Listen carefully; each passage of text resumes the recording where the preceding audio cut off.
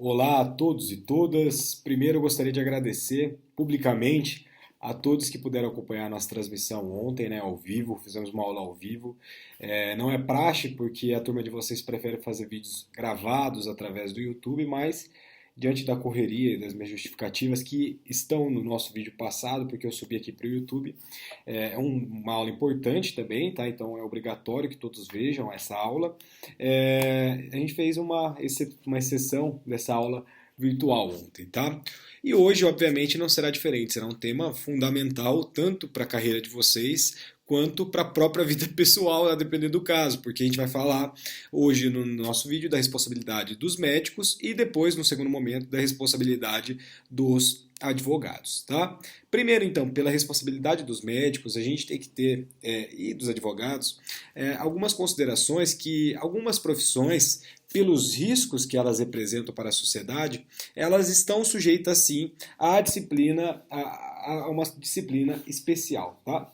Então, o erro profissional, em certos casos, ele pode ser até mesmo fatal, né? Então, sendo fatal, a gente tem que verificar uma razão pela qual é preciso preencher os requisitos legais para o exercício, obviamente, de determinadas atividades laborativas que vão desde a nossa diplomação em um curso universitário que vocês estão fazendo aqui, que objetiva, né, destina a dar a esse profissional uma habilitação necessária, técnica específica, até a inscrição nesse órgão especial dessa classe.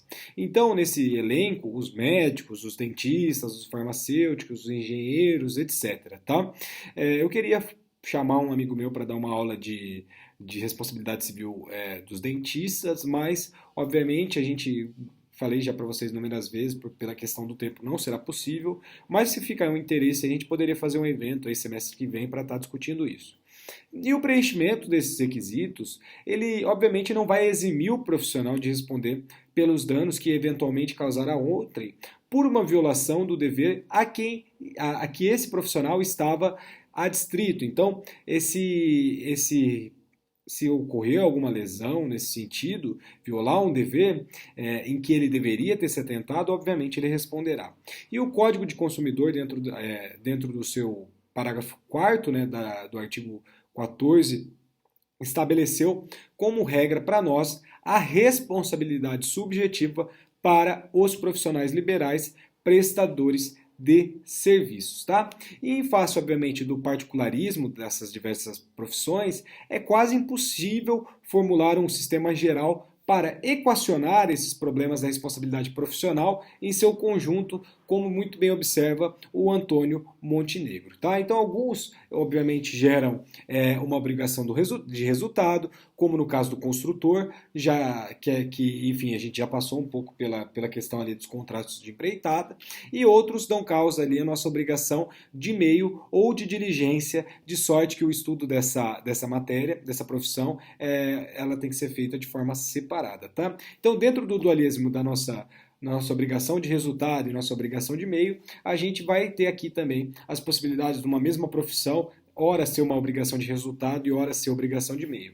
E os limites desse trabalho só nos permitem, obviamente, algumas breves considerações sobre a responsabilidade dessas profissões. Vou dar ênfase aqui, em especial aos médicos e aos advogados, que, obviamente, tendem a cair mais nos concursos públicos. Eu digo, obviamente, pela análise que eu faço, tá, das provas. Obviamente que também estou repetindo, obviamente, mas a responsabilidade dos dentistas tem ganhado um campo muito fértil, dos construtores, enfim, dos engenheiros, melhor dizendo, muito também. Então, a gente vai dar ênfase aqui a essas duas, porque, querendo ou não, dentro da nossa análise dos concursos, é o que mais tende a cair, tá? Então, vamos começar pela nossa responsabilidade médica. Antes disso, a gente tem que falar para vocês que existe um relatório da Organização Mundial de Saúde que foi divulgado lá em 2011, que afirmou para nós que milhões de pessoas morrem todos os anos vítimas de erros médicos e infecções hospitalares, o que faz na realidade, ser mais perigoso você ir a um hospital do que viajar de avião. Então, o Liam Donaldson, né, que era supervisor de segurança dos pacientes da OMS, falava para nós que a chance de morrer devido a erros enquanto está aos cuidados de uma instituição hospitalar é de 1 em 300. Já as fatalidades de acidentes aéreos são 1 em cada 10 milhões de passageiros. Então isso mostra para nós que os cuidados da nossa saúde ainda, obviamente, precisam melhorar e muito no mundo inteiro. E alguns casos foram sim colhidos da nossa jurisprudência e ilustram bem o que a gente está querendo trazer aqui para vocês hoje. O primeiro caso que eu quero passar para vocês é o caso de um motorista de táxi que cerca de 2 anos depois de ter sido submetido a uma cirurgia no hospital público, ele morreu por uma infecção generalizada causada por um resto de material cirúrgico, que era, no caso, uma gaze deixada no seu abdômen quando da cirurgia. E um outro caso muito famoso aí na mídia foi um jovem de 21 anos que tinha a vida sexualmente ativa, que foi fazer uma operação simples, que é uma operação de fimose, e em decorrência ali de um problema com uma veia que foi interrompida, houve um impedimento da circulação do sangue, o que acarretou uma necrose do tecido da glande, e essa necrose do tecido da glande gerou a impotência sexual desse jovem. Então, ele fez inúmeras cirurgias plásticas para tentar reverter. De fato, eu não sei se ele conseguiu reverter isso, mas até onde eu sei, ele tinha feito 3 cirurgias plásticas e não tinha conseguido fazer a reversão. Então, são esses os primeiros casos que eu queria trazer para vocês na nossa aula de hoje. Então, um cidadão sério e respeitável que não queria se expor a certos riscos, submeteu-se também a uma cirurgia de vasectomia, imaginemos. Então a pessoa vai lá, se submete a uma cirurgia de vasectomia e tempos depois ele foi surpreendido por uma ação de investigação de paternidade na qual ele era incluído como réu. O que acontece nesses casos? Ele vai lá, protestou e ele foi o primeiro, obviamente, a pleitear uma prova pericial porque ele tinha feito a cirurgia de vasectomia. Obviamente ele estava confiante nisso. Mas, obviamente, essa decepção também eu estou com muito, obviamente, hoje na cabeça. Peço desculpas desde já. Vou tentar evitá-la, esse obviamente, mas ele pediu o exame de DNA e ele foi surpreendido porque foi constatado que esse filho era seu, tá? Era do caso do pai que havia feito a vasectomia. E um paciente também internado com hipertensão, ele morreu de traumatismo craniano após cair numa maca no Hospital Carlos Chagas, em Marechal Hermes, que fica no Rio de Janeiro, e outros casos, por exemplo, do jornalista de 27 anos, que morreu no Distrito Federal depois de uma lipoaspiração. Enfim, são inúmeros casos de uma mulher, por exemplo, que foi internada para fazer uma coleta de material num dos seios e teve as 2 mamas retiradas sem o seu consentimento, e a 4ª turma do STJ, nesse caso, condenou o plano de saúde a indenizá-la no valor de R$120 mil, dentro do RESP 1133386. Então, o que eu estou querendo falar para vocês aqui? São casos absurdos. Sim, são casos absurdos. Mas, obviamente, que esses casos, de novo, obviamente, é claro que esses casos precisam sim de uma tutela do Poder Judiciário. Então, a responsabilidade médica, ela foi muito discutida no passado quanto à sua natureza jurídica. Se ela era uma natureza jurídica contratual ou extracontratual, se gerava uma obrigação de meio ou uma obrigação de resultado. E após o Código de Defesa do Consumidor, essas discussões elas perderam relevância. Por quê? Porque hoje a responsabilidade médica hospitalar deve ser analisada por 2 ângulos distintos. Quais que seriam esses 2 ângulos? Em um primeiro lugar, a responsabilidade decorrente da prestação de serviço direta e pessoalmente pelo médico como profissional liberal, e no segundo lugar, a responsabilidade médica decorrente da prestação de serviços médicos de forma empresarial. Aí, obviamente, a gente inclui os hospitais, clínicas, casas de saúde, bancos de sangue, laboratórios médicos, etc. Tá? Vamos começar por essa responsabilidade pessoal do médico. E aqui a gente vai ter uma divergência também dentro da doutrina sobre essa natureza da avença celebrada entre o médico e o paciente. E, para alguns, esse contrato de prestação de serviços, para outros é um contrato sui generis. Tendo em vista que o médico ele não se limita a prestar os serviços estritamente técnicos e acaba por se colocar numa posição também de conselheiro, de guarda e protetor do enfermo e de seus familiares. E o Sérgio Cavalieri Filho, ele acha, no entendimento dele, que deveria sustentar que é um contrato sui generis, tá? Então, estou fazendo algumas pausas aqui porque está muito seco a minha cidade, minha garganta está raspando um pouco, então está um pouco complicado, então eu vou fazendo pausas a cada mais ou menos 5 minutos para tomar uma água, porque senão a voz não sai.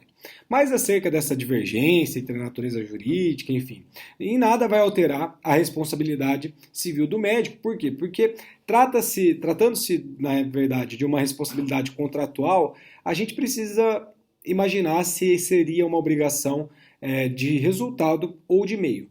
E assim por quê? Porque a gente verifica que a obrigação de resultado vai gerar responsabilidade civil objetiva ou com culpa presumida, devendo ser a culpa provada no segundo caso. Ou seja, quando é uma obrigação de meio, melhor dizendo, a gente vai ter a nossa responsabilidade subjetiva, portanto, o elemento da culpa provada se faz presente, tá?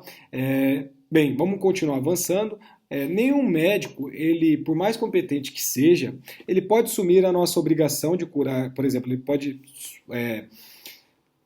assumir a obrigação de curar um paciente, doente, enfim, fazer aquela promessa de salvá-lo, normalmente quando ele está lá em um estado grave, em um estado vegetal, vegetal não, porque aí ele não está dentro das possibilidades, mas num estado grave ou no estado terminal. E a ciência médica, apesar de todo o seu desenvolvimento técnico, tem inúmeras limitações que só os poderes divinos, obviamente, poderão suprir. Então, a obrigação que o médico assume, a toda evidência, é a de proporcionar ao paciente todos os cuidados conscienciosos e atentos de acordo com as aquisições da ciência para usar a fórmula consagrada na escola francesa. Então, não se compromete a curar, mas sim a prestar os serviços de acordo com as regras e os métodos da profissão, incluindo aqui, eu ia falar obviamente, não falei, mas incluindo aqui os conselhos, os cuidados, enfim, tudo aquilo que o médico e a médica faz para a gente. Então, se a obrigação assumida pelo médico é de meio e não de resultado, de sorte que, se o tratamento realizado não produziu o efeito esperado, não se pode falar, só por isso, em inadimplemento contratual. E essa conclusão, além de lógica, tem o apoio de todos os autores nacionais e estrangeiros. E aqui eu cito alguns: o professor Sérgio Cavalieri Filho, o professor Aguiar Dias, Caio Mário, Silvio Rodrigues, Antônio Montenegro, e é também consagrado, melhor dizendo, consagrada pela jurisprudência. Isso resulta que a responsabilidade médica, embora ela seja contratual, ela é subjetiva e com culpa provada. E não decorre do mero insucesso no diagnóstico ou no tratamento, sendo esse tratamento clínico ou cirúrgico. Então, caberá ao paciente ou a seus herdeiros demonstrar que o resultado funesto desse tratamento teve por causa a negligência, a imprudência ou a imperícia do médico. E o Código de Defesa do Consumidor, como eu já falei para vocês, manteve nesse ponto essa disciplina do artigo 1545 do Código Civil de 1916, que vai corresponder ao artigo 951 do Código Civil de 2002, quando ele vai falar para nós que o médico, um prestador de serviços, dentro do parágrafo 4º do artigo 14, vai abrir uma exceção dentro da nossa sistemática objetiva do Código de Defesa do Consumidor e vai aplicar a responsabilidade subjetiva quando a responsabilidade pessoal dos profissionais liberais será apurada mediante a verificação de culpa. Então, a gente tem uma exceção do nosso Código de Defesa do Consumidor e também a gente tem que ter em mente que o Código de Defesa do Consumidor ele foi bem claro ao dizer que a exceção só abrange a responsabilidade pessoal ou profissional liberal, não favorecendo, portanto, a pessoa jurídica na qual ela trabalha. Ou seja, se você tem um médico, esse médico será ali uma responsabilidade subjetiva. Mas se esse médico trabalhar por uma rede hospitalar, por um plano de saúde, alguma coisa nesse sentido, essa pessoa que ele vai trabalhar como empregado ou faça parte da sociedade terá uma outra responsabilidade, que será a responsabilidade objetiva. Então, por exemplo, se vários médicos resolvem constituir uma sociedade, a responsabilidade desses médicos dentro dessa sociedade não será subjetiva, será objetiva. Tranquilo? Vou fazer um cortezinho aqui e a gente vai falar da prova da culpa nas questões aqui médicas, tá? Então já voltamos para não deixar o vídeo muito longo.